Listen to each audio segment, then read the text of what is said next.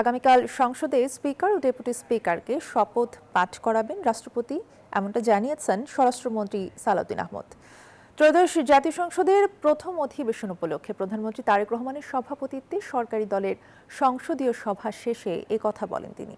সভা শেষে কথা বলেন মির্জা ফখরুল ইসলাম আলমগীর। তিনি জানান, স্পিকার ও ডেপুটি স্পিকারের বিষয়ে সিদ্ধান্ত নেবে সংসদ নেতা।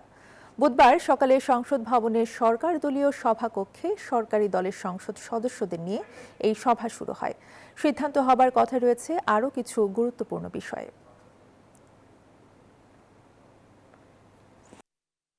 পরবর্তীতে সংসদের বিধি মোতাবেক যে সমস্ত স্পিকার এবং ডেপুটি স্পিকারকে শপথ গ্রহণ করাবেন রাষ্ট্রপতি।